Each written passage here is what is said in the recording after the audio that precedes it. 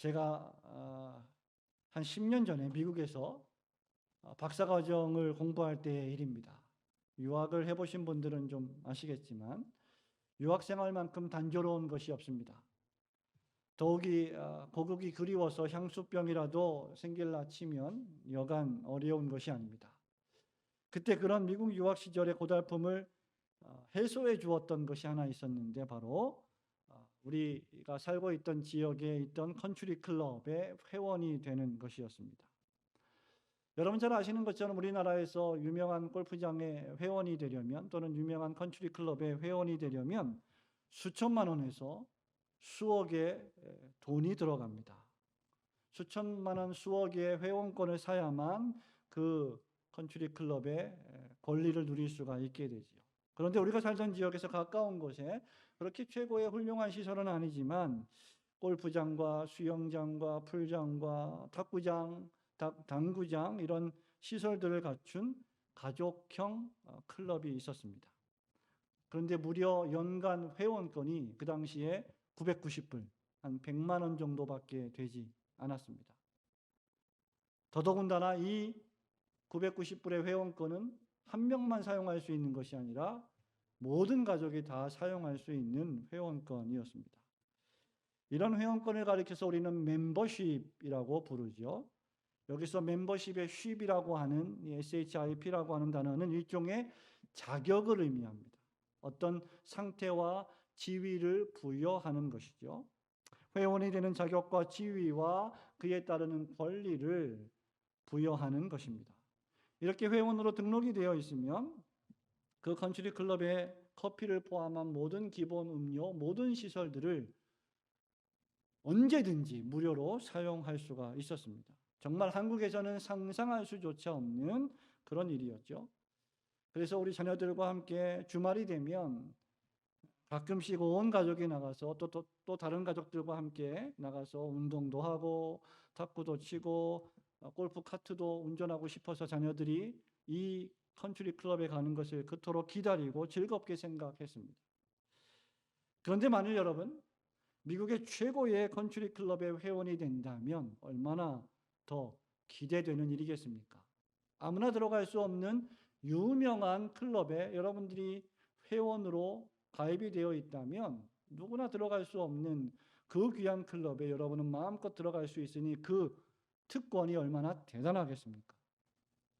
교회의 회원이 된다는 것은 여러분 이처럼 기대되고 흥분되며 기쁜 매우 특권을 지니는 일입니다.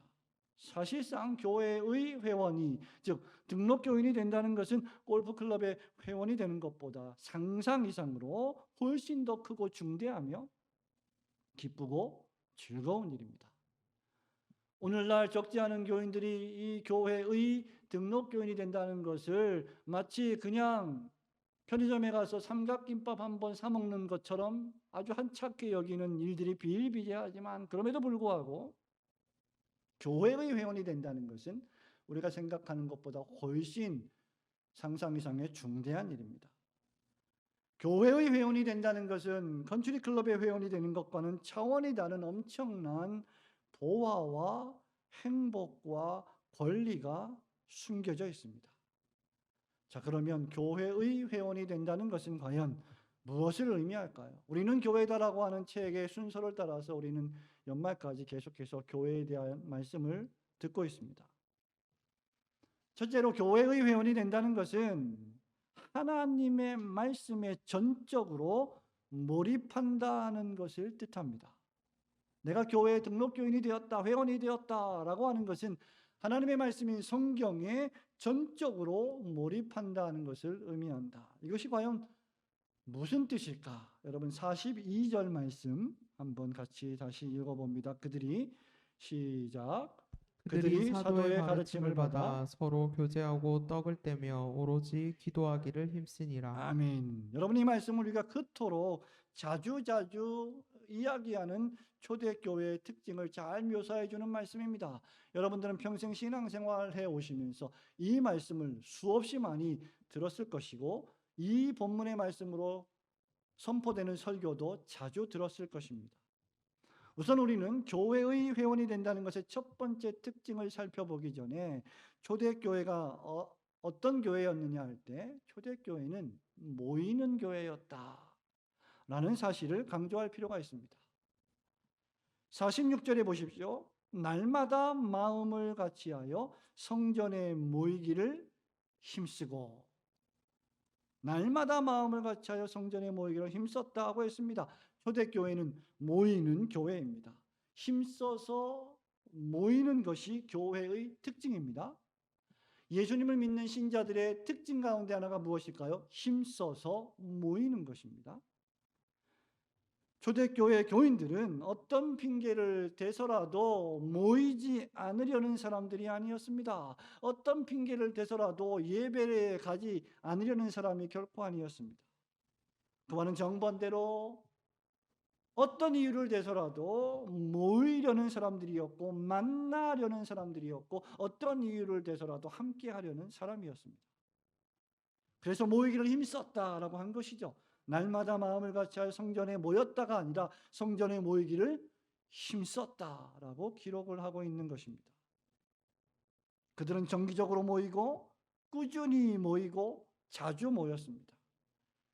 그렇다면 그들은 왜 모였을까? 가장 주되고 첫 번째 되는 이유는 바로 하나님의 말씀을 받기 위해서입니다. 42절에 그들이 사도의 가르침을 받아라고 쓰고 있습니다. 42절에 그들이 사도의 가르침을 받아 그 가르침으로 교제하고 그 가르침으로 떡을 떼고 그 가르침으로 오로지 기도하기에 힘썼다라고 말하고 있습니다. 초대교회 교인들은 하나님의 말씀을 배우는 일을 기뻐했고 즐거워했습니다. 그들은 하나님의 말씀의 선포인 설교 듣기를 좋아했고 구약의 율법 계명의 말씀들을 읽기를 매우 행복해했습니다. 회당에서 선포되는 말씀뿐만 아니라 낭독되는, 우리가 오늘 오전에 예배 시간에 읽었던 낭독했던 말씀처럼 성경을 낭독하는 것 역시 매우 즐거워했습니다.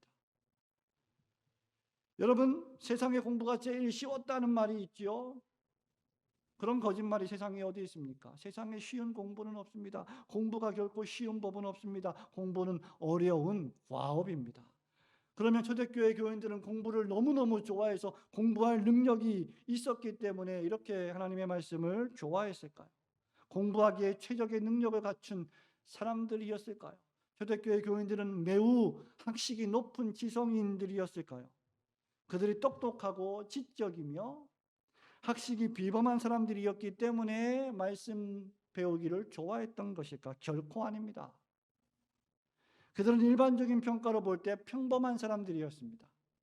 학문이 없는 사람들이었습니다. 심지어 사도행전 4장 13절에 따르면 베드로와 요한조차 학문 없는 범인, 즉 매우 평범한 사람들이었다는 평가를 받았습니다. 그런데 왜 초대교회 교인들이 이러한 사도 요한과 사도 베드로로부터 말씀을 배웠을까? 그들은 왜 이런 사람들에게 말씀 배우기를 좋아했을까요? 단 한 가지 이유입니다. 그들이 가르치고 선포하는 말씀이 하나님의 말씀이었기 때문입니다. 교회가, 성도들이 성경 중심이 되는 이유는 전적으로 그 성경이 살아계신 하나님의 말씀이기 때문입니다. 하나님의 말씀은 생명의 말씀입니다. 하나님의 말씀은 창조자의 말씀이십니다. 하나님의 말씀은 능력의 말씀입니다. 회개하고 복음을 믿으라. 주 예수를 믿으라. 그리하면 너와 내 집이 구원을 얻으리라는 구원의 말씀입니다. 소망의 말씀입니다. 그러므로 그 말씀을 읽고 그 말씀을 듣는 자는 죄를 회개하고 예수님을 믿음으로 말미암아 생명을 받고 능력을 받으며 소망을 얻습니다. 삶이 변화됩니다. 그런 사람의 마음은 뜨거워지고 그런 사람의 생각과 말과 행동은 변화됩니다. 그 증거가 바로 오늘 예배에 나오신 이 자리에 앉아 계신 여러분들이 아닙니까? 히브리서 4장 12절 말씀은 이렇게 말합니다. 하나님의 말씀은 살아있다. 활력이 있다. 좌우의 날이 선 어떤 칼보다도 예리하여 우리의 혼과 영과 관절과 골수를 찔러 쪼개기까지 하며 그 마음의 생각과 뜻을 판단한다. 계속해서 히브리서 1장 3절은 예수 그리스도께서 하나님의 영광의 광채시요 그 본체의 형상이시다라고 말씀하면서 그의 능력의 말씀으로 만물을 붙드신다고 했습니다. 하나님의 말씀은 그리스도의 능력입니다. 이 말씀이 육신이 되어 우리 가운데 거하셨습니다. 이 말씀이 믿는 신자 안에 풍성히 거할 때 그리스도인들은 이 세상을 본받지 않고 변화를 받아 하나님이 기뻐하신 일이 무엇인지에 우리의 의지를 복종시키게 됩니다. 하나님께서 거룩하니 너희도 거룩하라는 말씀을 본받아 매일매일의 삶에서 말씀에 기초하여 거룩과 경건을 추구하는 사람들이 됩니다. 우리가 교회에 간다는 것은 무엇을 의미할까요? 엄밀히 말하면 우리는 하나님의 말씀을 받기 위하여 교회에 갑니다. 말씀, 즉 설교를 듣기 위하여 교회를 갑니다. 우리가 교회의 회원이 된다는 것은 말씀, 즉 성경이 가르치는 교리를 배우기 위함입니다. 하나님의 복음의 말씀이 우리 마음에 거하기만 하면 우리의 혼과 영을 찔러 쪼개어 과거 우리의 연약과 죄와 실패를 깨닫게 하고 그것을 회개하고 돌이켜 예수 그리스도를 더욱 의지하게 하며 이전에 죄악된 삶과 욕망과 욕구에서 헤어나와 하나님께서 하늘로부터 주시는 새로운 감정, 새로운 욕구를 가지게 됩니다. 똑같은 하늘과 똑같은 땅인데 예수님 믿기 이전의 하늘과 땅이 아닌 내 마음이 변화되었기 때문에 그야말로 새로운 하늘과 새로운 땅이 되는 것입니다. 성도들은 이제 교회에 모여 말씀 설교를 듣습니다. 교회에 모여 교리 공부를 통하여 하나님의 말씀을 더욱 깊이 공부하게 됩니다. 구역으로 모이고 가정에서 모여 부모와 자녀들이 하나님의 말씀을 같이 읽고 나눕니다. 이것이 여러분 성령이 임하신 증거입니다. 이것이 우리의 마음속에 성령님이 계신 웅변적인 증거입니다. 성령이 임한 증거로 누가는 3,000명이 사도의 가르침을 받았다는 사실을 기록하고 있습니다.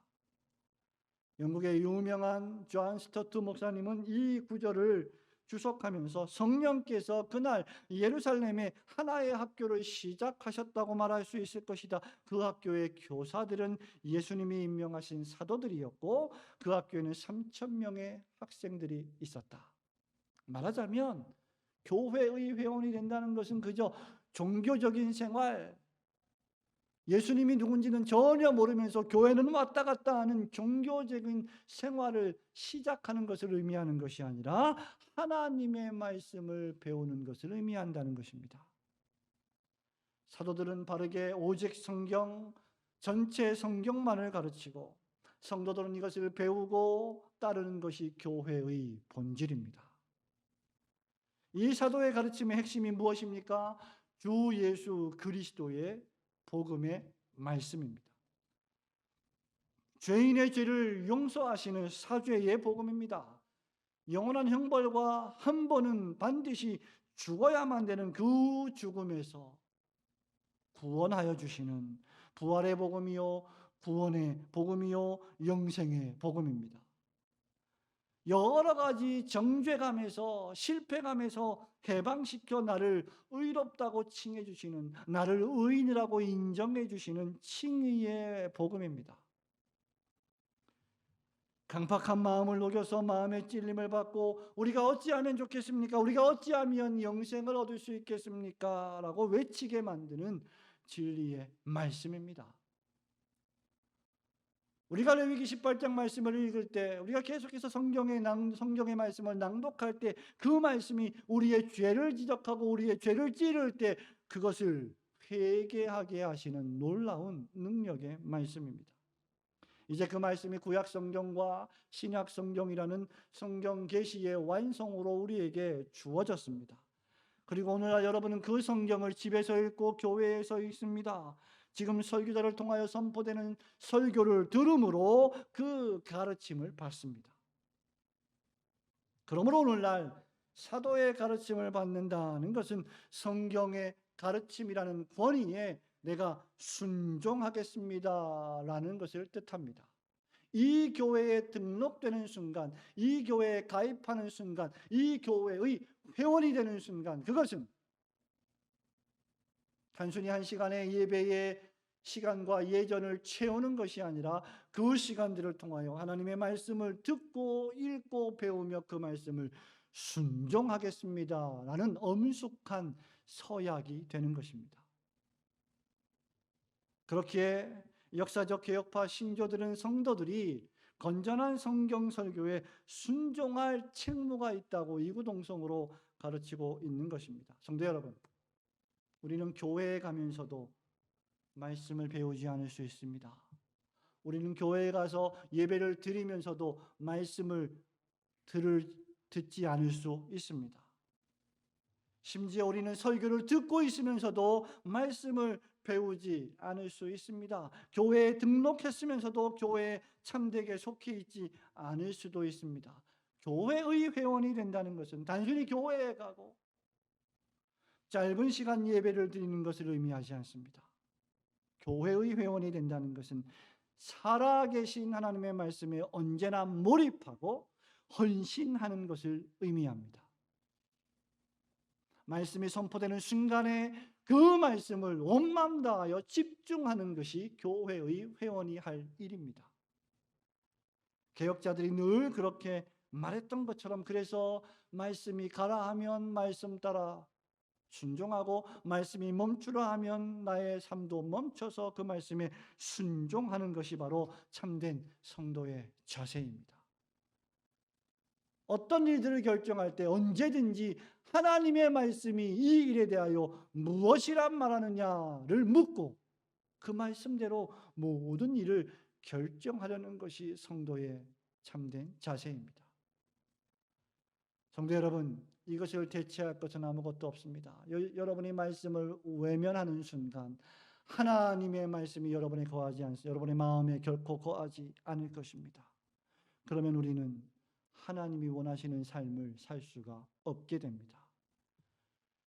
교회의 일원이 되었다면 하나님 말씀 읽는 일에, 듣는 일에 몰입하십시오. 그 말씀을 배우는 일에 여러분의 시간을 헌신하십시오.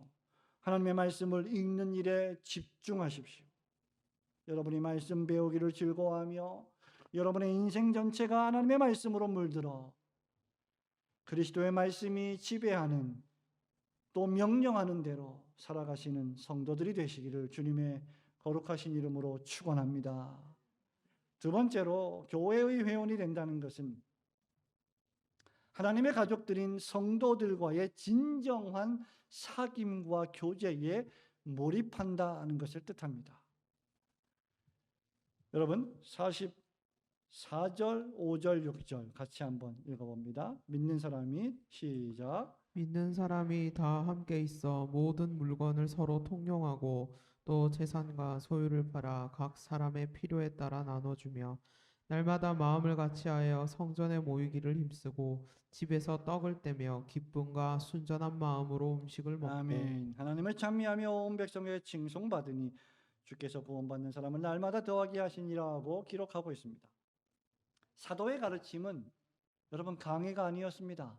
신학적인 토론도 아니었습니다. 현학적인 지식의 나열도 아니었습니다. 무미건조한 이론도 아니었습니다. 삶이 없는 지식 축적이나 합격, 불합격을 평가하는 중간고사, 기말고사가 결코 아닙니다.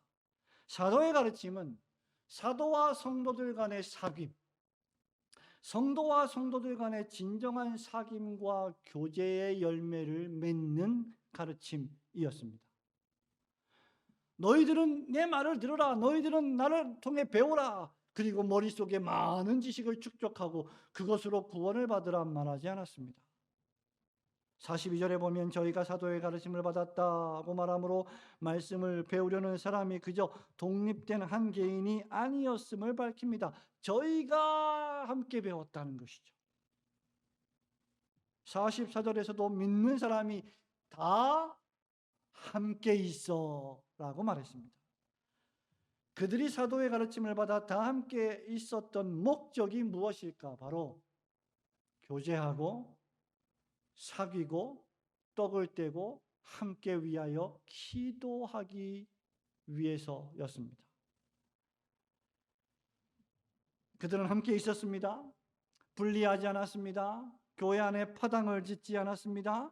신자란 여러분 개인적이며 동시에 공동체적인 존재입니다.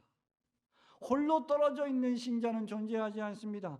주님을 사랑하는 일 역시 개인적인 일이며 동시에 공동체적인 일입니다.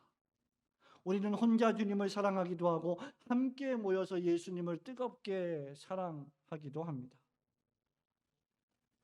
우리가 주님을 사랑하는 사람이라면 필연적으로 주님을 사랑하는 다른 신자들을 사랑하게 되어 있습니다. 너희가 나를 믿는 신자라면 서로 사랑하라. 내가 너희를 사랑한 것 같이 너희도 또한 서로 사랑하라고 명령받고 있습니다. 우리가 주님께 몰입하는 사람들이라면 말씀에 몰입할 뿐만 아니라 그 주님을 사랑하는 사람들과도 필연적으로 몰입하게 되어 있습니다. 저는 우리가 함께 모여서 오늘 오전에 또 오후에 예배를 드리고 하나님을 함께 찬송하고 설교를 듣고 교리를 공부하는 일을 더할 나위 없이 좋아합니다. 코로나가 터지기 이전에 우리가 얼마나 행복하고 즐겁게 예배드리며 함께 식사를 하고 또 잠시 짧은 시간이지만 하나님의 말씀인 교리를 공부하고 또 이후에 말씀 강해를 통하여 또 말씀을 듣고 예배를 다 파한 후에 이렇게 또 모여서 성도의 교제를 나누는 일을 얼마나 행복해 했습니까? 동시에 저는 성도들이 공적인 모든 예배와 성경 공부와 부서 모임을 마친 뒤인 주일 오후와 저녁, 초저녁에 왁자지껄한 시간을 더할 나위 없이 좋아합니다. 여기에는 많은 이유가 있겠지만 우리는 엄숙하고 진지하고 장엄하게 하나님을 예배합니다. 우리는 진지할 때가 있고 조금 덜 진지할 때가 있습니다. 주일 오후는 바로 그렇게 조금 덜 진지할 때입니다. 약간 좀 편안할 때입니다. 모든 성도들이 주일 아침부터 잘 준비하여 정성껏 하나님 앞에 예배를 드리고 오후 예배까지 예배를 드리기 위하여 성도들로 가득 차 있는 예배당의 모습은 얼마나 아름답습니까? 이제 우리가 조만간 주님께서 은혜를 베푸시면 정상적으로 오전 예배를 합치고 오후 예배를 합쳐서 모두 다 예배를 드릴 텐데 그때가 되면 이 예배당이 또 얼마나 많이 주의 백성들로 가득 차겠습니까? 동시에 예배 후에 남녀노소, 청년들, 대학생들, 젊은이들, 학생들, 어린이들이 뛰어놀면서 대화하며 오랫동안 교제를 나누는 일을 보는 것보다 목회자에게 더 즐거운 행복은 없습니다. 목사는 대화 가운데 말씀을 교육하고 장로는 상담하고 집사는 어려운 이들을 돌보고 우리의 젊은이들과 자녀들이 그것을 보며 배웁니다. 조금 더 사적이고 편안한 분위기에서 진리의 말씀으로 함께 우리는 교제를 나눕니다. 여러분, 이것이 영적인 가족, 즉 하나님의 자녀들의 지혜롭고 슬기로운 주일 오후 생활입니다. 이것이 하나님이 우리에게 주시는 영적인 기쁨입니다. 나의 자녀들이 진리 안에서 서로 교제하는 것을 보는 것보다 더 좋은 일은 없다. 우리 주님이 말씀하셨습니다. 세상 어디에서 이런 기쁨을 여러분이 찾을 수가 있겠습니까? 그뿐입니까? 초대교회 성도들을 보십시오. 모든 물건을 통용하고 재산과 소유를 팔아 각 사람의 필요에 따라 나누어 주었습니다. 이 모든 일들은 강요가 아니라 자원에서 기쁨으로 자발적으로 이루어졌습니다. 여러분, 초대교회 성도들은 자신들의 재산 중에 일부를 팔아 그것을 필요로 하는 사람들에게 나눌 정도로 다른 성도들을 내 가족으로, 내 자녀들로 생각을 했던 것입니다. 초대교회 성도들은 자기의 소유, 자기의 물질, 자기의 돈을 자기 것이라고 생각하지 않았습니다. 자기 돈을 자신의 것으로 생각하지 않았다. 이것이 얼마나 놀라운 일입니까? 사도행전 4장 32절, 33절, 34절에 보면 그 누구도 자기의 소유를 자기 것이라 주장하는 이가 없었다라고 말할 정도였습니다. 초대교회를 닮아가자라고 하면서 우리는 과연 그렇게 지금 닮아가고 있습니까? 이것이 여러분 성령 충만한 성도들의 특징이요, 교회의 회원이 된다는 것의 중대한 의무입니다. 교회 회원이 된다는 것은 그저 나 혼자 예배드리고, 나 혼자 말씀 읽고, 나 혼자 좋은 것 먹고, 나 혼자 좋은 데 가고, 나 혼자 행복해지는 것이 결코 아닙니다. 교회의 회원이 된다는 것은 주님이 피 흘려 세우신 교회를 사랑하는 것입니다. 그리고 그 교회에 속한 성도들을 돌보는 것입니다. 그 교회에 속한 성도들의 필요를 우리가 채우겠다는 의미입니다. 교회를 사랑하지 않으면서, 교회 공동체를 사랑하지 않으면서, 그리고 교회와 성도를 위하여 여러분의 모든 것을 함께 나누지 않으면서 어찌 하나님의 사랑이 우리 안에 거한다고 말할 수가 있겠습니까? 성도들이 어려움을 당할 때, 먹을 것이 없을 때, 입을 것이 없을 때 그저 말로만 평안히 가라, 배불러라, 목을 채워라라고 말하지 않고 음식을 주고 옷을 사주고 물질을 나누어 주는 것이 신자의 사랑입니다. 적어도 진심으로 예수님을 믿습니다라고 말할 때는 자신에서 시선을 돌려 다른 성도들과 교회를 돌아보아야 합니다. 나의 시간을 나누고 나의 물질을 나누는 것 말입니다. 그런 사람만이 넉넉히 사람을 사랑하며 하나님을 진정으로 찬미할 수 있을 것입니다. 잘 생각해 보십시오. 여러분이 누군가를 사랑한다면 그에게 몰입할 것입니다. 이것을 중독이라고 부르죠. 중독에는 좋은 중독이 있고 나쁜 중독이 있습니다. 우리가 멋진 곳을 가거나 만나고 귀한 것을 먹을 때 우리의 생각에 함께 하고픈 사랑하는 사람들이 생각날 것입니다. 마찬가지로 우리가 교회를 사랑한다면 우리는 교회에 헌신하고 몰입하게 됩니다. 교회의 일이 내 일이 되고 내 일이 교회의 일이 되는 것입니다. 싱클레어 퍼거슨 목사님은 말합니다. 복음은 우리의 손으로 지갑을 꺼내어 열게 한다. 그러나 안타깝게도 죄라는 초강력 접착제는 완전히 녹여버리기 어려울 수 있다. 사도 바울도 로마서 6장 7장에서 비슷한 말을 하지 않습니까? 나는 선을 행하고 싶으나 내 속에서 육체가 나와 더불어 싸워서 악을 행하는도다. 오호라 곤고한 사람이 누가 나를 이 사망의 몸에서 건져낼까? 여러분, 그것이 인간의 연약입니다. 마귀는 우리의 귀에 속삭입니다. 야, 그거 네 돈이야. 네가 땀 흘려 열심히 일해서 번 돈이야. 네 거야. 너만을 위해서 써. 절대로 다른 사람을 위해 베풀지 마. 교회 헌금을 왜 하는 거야 도대체? 다른 사람을 생각하지 마. 하지만 성령께서는 우리에게 이렇게 말씀하십니다. 우리의 마음을 녹이십니다. 서로 돌아보고 사랑과 선행을 격려하라. 교회의 회원됨은 우리의 소유와 물질까지 아낌없이 나누며 성도와 사귀고 교제함을 그 특징으로 합니다. 정말 여러분들이 성도를 사랑하고 좋아하신다면 그에게 자꾸 주고 싶고 그에게 만난 것을 사주고 싶고 그와 함께 교제하고 싶지 않겠습니까? 그가 하는 그 일이 내 일이 되지 않겠습니까? 지금 코로나라고 하는 질병으로 인하여 이런 성도의 교제가 단절되고 상당 부분 중단된 상태입니다. 더 나아가서 온라인 교회, 온라인 예배, 가상현실 교회 등이 출현해서 더욱 모이지 못하게 만드는 문화를 조장하고 있습니다.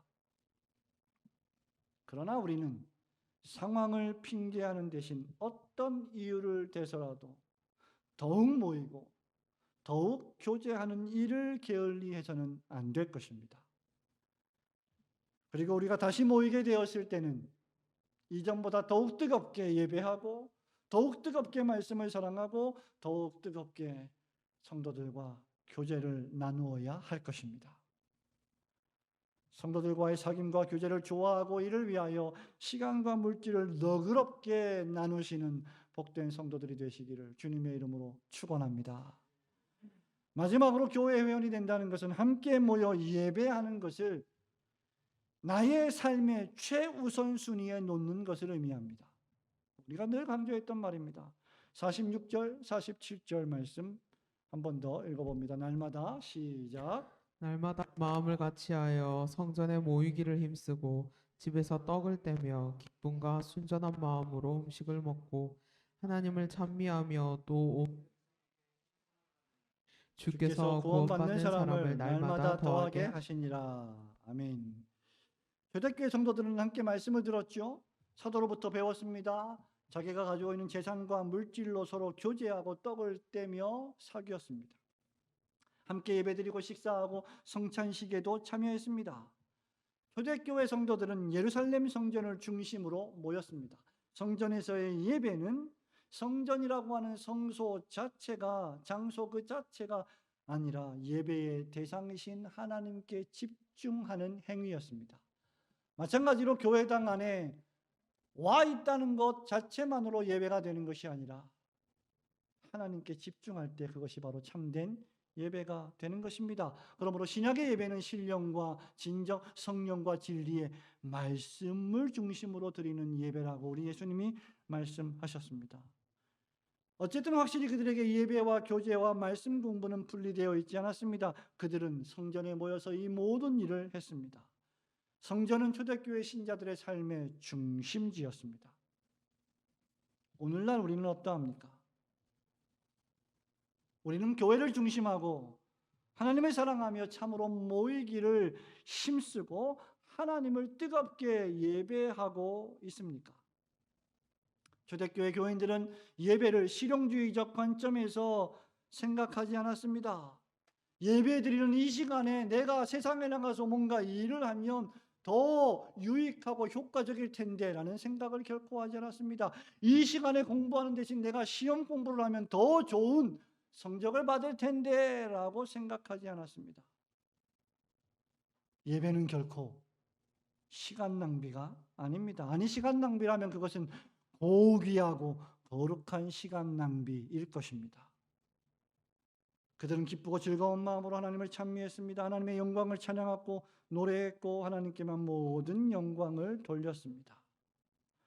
그리고 성도들이 서로 진리 안에서 나누고 교제하는 사랑을 실천했습니다. 자신의 소유와 재산을 팔아서 필요한 자들에게 자발적으로 나누어주는 자비와 선행이 이루어지는 그곳에 여호와의 영광이 임했습니다. 사람들마다 야, 저 사람들 어떤 사람들이기에 저런 삶을 살아갈까? 사람들마다 두려움이 넘쳤습니다. 참된 경외감이 흘렀습니다. 뭔가 이상한, 소위 이 시대 말로 뭔가 이상한 기운이 그 성전 안에 흘러 넘쳤습니다. 성도 여러분, 이것이 바로 진정한 교회입니다. 예배는 그 자체로 전도와 선교가 됩니다. 여러분이 예배를 준비하는 모든 삶, 예배를 준비하여 이곳에 나오는 순간 시간, 여기서 예배를 드리는 시간, 예배를 마치고 돌아가는 삶 속의 모든 공간과 시간이 전도와 선교입니다. 여러분 존재 자체가 전도와 선교가 되는 것입니다. 이런 교회에 발생한 현상이 무엇이었습니까? 43절에 사람마다 두려워했습니다. 하나님을 경외하는 일들이 일어났습니다. 47절에 온 백성에게 예루살렘 교회가 칭찬을 받았습니다. 아, 정말 참된 교회다. 정말 참된 성도들이다. 정말 교회다운 교회였다. 정말 신자다운 신자들이었다. 그 결과 주께서 믿는 사람을, 구원받는 사람을 날마다 예루살렘 교회에 더하여 주셨습니다. 교회의 회원이 점점 더 늘어나게 되었습니다. 사도들이 감당할 수 없을 정도로, 그래서 성령과 지혜가 충만한 7 집사를 택하여 구제의 일을 감당하게 할 만큼 교회는 성장했습니다. 여기 모인 사람들이 어떤 사람들이기에, 예루살렘 교회가 어떤 교회이기에 로마 제국의 환난과 핍박 가운데서도 이렇게 함께 모일까? 세상의 지탄을 받으면서도 왜 이렇게 이들은 기쁨과 즐거움이 충만할까? 고난과 핍박이 있는데도 이 사람들은 왜 행복할까? 이들이 영광을 돌리는 하나님은 과연 어떤 분이시기에 이들이 믿음을 지키기 위하여 순교하면서까지라도 찬미와 경배를 하나님께 올려드릴까? 하나님은 당신의 백성들의 삶을 변화시키심으로써 세상 사람들로 하여금 변화된 성도들의 삶을 목격하게 하셨습니다. 이것이 전도요, 이것이 선교입니다. 그 결과 사람마다 두려워했고, 고요함과 단정함과 경건함이 넘쳤고, 교회와 성도들을 세상 사람들이 칭찬하기 시작했고, 교회에 등록하기 위하여 사람들이 몰려들었습니다. 교회가 세상 사람들의 진정한 매력의 대상이 된 것입니다. 세상 사람들이 거부할 수 없는 매력과 향기를 신자들이 풍기고 있었던 것입니다. 우리가 교회를 진심으로 사랑하고 예배드리는 일을 삶의 최우선으로 설정하고 하나님의 말씀을 배우며 가진 물질과 돈으로 필요한 사람들을 돕고 나누며 살아갈 때 세상 사람들이 우리의 그러한 경건한 삶에 전염되고 중독될 것입니다. 야, 이 사람들은 정말 달라도 참 다른 사람들이구나 라고 생각하게 될 것입니다. 그렇지 않고 신자들이 세상 사람들처럼 거짓말하고 이기적이고 자기만 생각하며 인색하고 옹졸하며 넉넉하지 못하고 너그럽지 못하고 매사에 기쁨이 없고 불평하고 원망하여 안절부절 못하며 살아간다면, 마치 이 세상이 끝나면 자기도 죽을 것처럼 생각하며 살아간다면, 그런 신자들은 세상 사람들에게 아무런 매력도 아무런 향기도 풍기지 못하게 될 것입니다. 그렇다고 하면 그런 사람들은 그 누구에게도 교회의 회원됨이 무엇을 의미하는지를 알려주는 선교적 삶을 살지 않는 것이 됩니다. 이 모든 일은 하나님을 예배하는 일을 최우선 순위에 놓을 때만 비로소 가능해집니다. 성도가 하나님을 예배하고 주의를 지키며 말씀을 배우고 성도와의 교제와 사귐을 나누는 일에 성실하지 못하면 그의 세상에서의 삶 역시 무질서해질 것입니다. 로이드 존스 목사님은 믿음의 시련이라는 책에서 이렇게 말한 바가 있습니다. 저는 목회 사역을 하면서 예배에 정기적으로 참석하지 않는 사람들이 주로 시험과 혼란에 빠져 고통을 당한다는 사실을 배웠습니다. 하나님의 집이라는 기운에는 말로 표현하지 못할 어떤 것이 있습니다. 왜 정기적으로 예배에 참석하지 않는 사람들이 시험과 혼란에 빠집니까? 하나님의 말씀을 배우지 않기 때문입니다. 듣지 않기 때문입니다. 실천하지 않기 때문입니다. 거룩한 성도들의 교제를 통하여 그 거룩이 전염되지 않기 때문입니다. 악한 사람들과 세속적인 사람들과 살기 때문입니다. 세상 친구들과 만나는 것을 더 좋아하기 때문입니다. 그렇게 될 때 그 삶이 육체적이고 쾌락적이고 죄악적인 안목의 적용, 이생의 자랑의 삶이 되기 때문입니다. 시편 73편에 보면 시인이 하나님, 그런데 우리 이렇게 주님을 섬기는데 왜 우리는 이렇게 힘들고 악인들은 왜 저렇게 형통합니까? 악인이 형통하는 모습을 보고 거의 실족할 뻔하고 미끄러질 뻔했다고 고백합니다. 하나님을 참으로 섬기는 사람들은 이렇게 힘들게 하루하루를 살아가는데 악인들은 재앙도 없는 것 같고 고난도 없는 것 같고 죽을 때도 고통이 없는 것 같이 죽는 것 같습니다. 하나님은 어디 계십니까?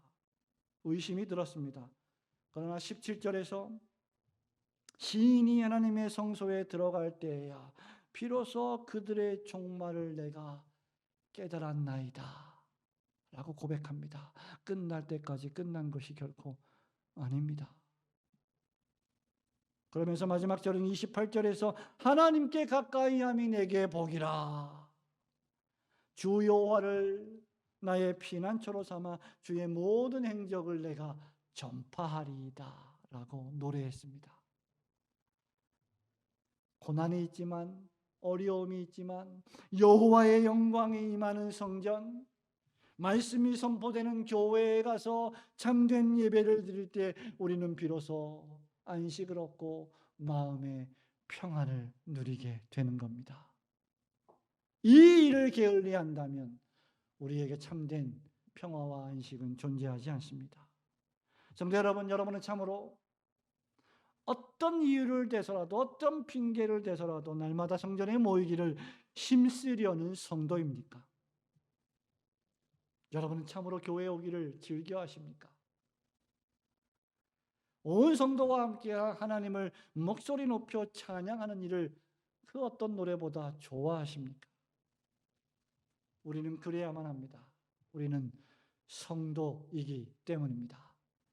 그것만이 우리에게 참된 능력을 주고 진정한 용기를 주기 때문입니다. 사랑하는 성도 여러분, 말씀을 맺습니다. 하나님의 집인 교회는 얼마나 놀라운 장소입니까? 이 집에 들어오고 나갈 때 복을 얻습니다. 이 집에 들어와 영혼의 질병을 치료받습니다.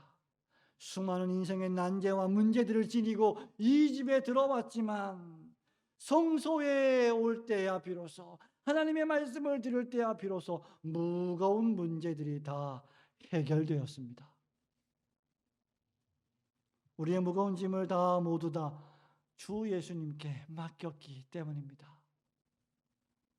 주님은 오늘도 우리를 초청하십니다. 수고하고 무거운 짐진 자들아, 다 내게로 오라. 내가 너희를 쉬게 하리라. 참된 교회의 회원이 된다는 것은 참으로 진정한 안식을 누리는 것입니다. 하나님의 말씀을 듣습니다. 말씀을 배웁니다. 구원을 얻고 그 말씀을 통하여 영생의 소망을 누립니다.